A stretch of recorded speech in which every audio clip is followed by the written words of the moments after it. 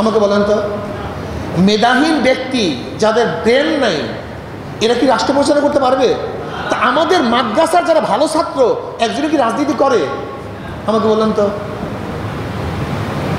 এই কাজটা তো ভালো ছাত্রদের ছিল, সবচেয়ে জেহেনি ছাত্রদের কাজ ছিল রাজনীতি করা, সবচেয়ে মেধাবী ছাত্রদের কাজ ছিল রাজনীতি করা, কেন সবচেয়ে আহাম কাজ। একটা কিতাব পড়ানোর চেয়ে রাষ্ট্র চালান খুব সহজ, ঠিক না ভাই? আপনি কইলেন ফকির প্রয়োজন নাই, আলেমের প্রয়োজন আছে। সব জায়গায় কাজে লাগান, কাজে লাগান। এত ছাত্র এত আলেম কই পাইতো না।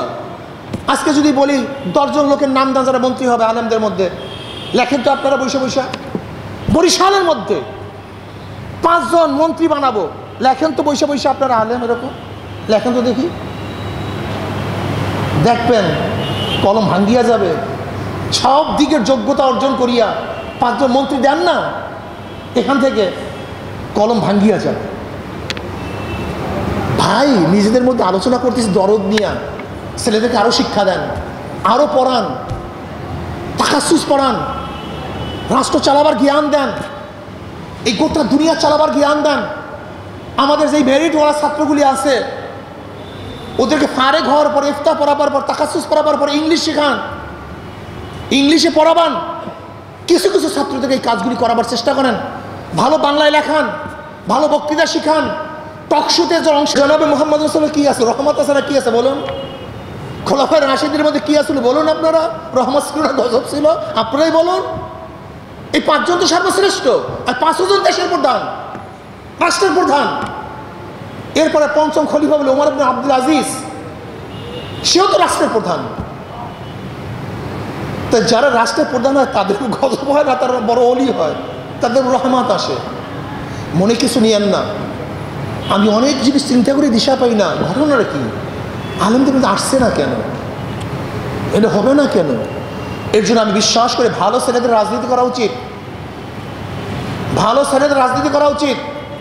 দেখেন বাষ্পকে কোনো অবস্থায় চাপা দিতে পারবেন না। ছেলেদের মধ্যে উদ্যম আছে, যখন দেখা যায় কিছু করতে পারে না তখন মুহতামিম নামাবার জন্য আন্দোলন শুরু করে। কারণ এদের তো রাষ্ট্রের বিরুদ্ধে আন্দোলন করার সুযোগ নেই বা সেই শিক্ষা দেন। আমাদের দেশে বেদে সম্প্রদায় আছে, বেদে সম্প্রদায় নাই আমাদের দেশে। বেদে সম্প্রদায়, ওর বাবাও যে কাজ করছে, ওর দাদাও যে কাজ করে, তারই একই কাজ করে নাকি ভিন্ন কাজ করে? অথচ আমাদের মধ্যে বাজার করে, আমাদের মধ্যে চলাফেরা করে। বরিশাল শহরে 5 তলা বিল্ডিংয়ের স্বপ্ন ওদের মধ্যে নাই, পাজেরো গাড়ি কেনার স্বপ্ন ওদের মধ্যে নাই, এমপি হওয়ার শখ ওদের মধ্যে নাই, ভালো পোশাক পরার শখ ওদের মধ্যে নেই। কারণটা কি? আমাদের মধ্যেই থাকে। এর কারণটা কি? একদিন চিন্তা করছেন? বেদে সম্প্রদায় থাকে আমাদের মধ্যে, কিন্তু ওদের আকাঙ্ক্ষা নাই কেন, আশা নাই কেন? ওদের বাবার থেকে, দাদার থেকে, তালুর থেকে যে জ্ঞান পেয়েছে, যে নীতি আদর্শ পেয়েছে, এর বাহিরে বের হওয়ার তার কোনো সুযোগ নেই। ঠিক আমরাও আমাদের উত্তরসূরির থেকে যে জ্ঞান, যে নীতি, যে আদর্শ পেয়েছি, এর বাইরে বের হওয়ার কোনো সুযোগ আমাদের মধ্যে নেই। আপনার ঘরের মধ্যে চর্চাই তো নাই, আসবে কিভাবে? আমি কালকে ঢাকা থেকে রওনা করছি, ব্যাগটা গুছাইতেছি, আমার মেয়ে আমার পাশে, বলতেছি মা এত কষ্ট করে, যারা কষ্ট করে তারাই কিছু হয়, আর যারা কষ্ট করে, আমার কলিজার মধ্যে কথাটা লেগে গেছে। এই দেখে পশম দাঁড়ায় গেছে আমার। যারা কষ্ট করে, ত্যাগ করে, তারাই কিছু হয়, আর যারা ত্যাগ কষ্ট করে তারা কিছুই হয় না। আমার মেয়ের কথা। আপনি কি আপনার মেয়ে উৎসাহিত করছে এরকম? আপনার ছেলেকে উৎসাহিত করে? একদিনের রাজনৈতিক চর্চা করছেন আপনার ছেলে মেয়েকে নিয়ে, তোর এমপি হতে হবে, তোর মিনিস্টার হতে হবে, তোকে দেশ চালাতে হবে, তোকে শাসক হতে হবে? একদিনও চিন্তা করছেন? একদিন চিন্তা করি না।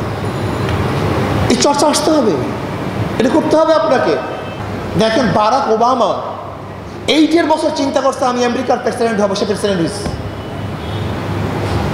আপনার ছেলে তো কোনোদিন চিন্তাই করে চেয়ারম্যান হবেন, এমপি হবে, মিনিস্টার হবে,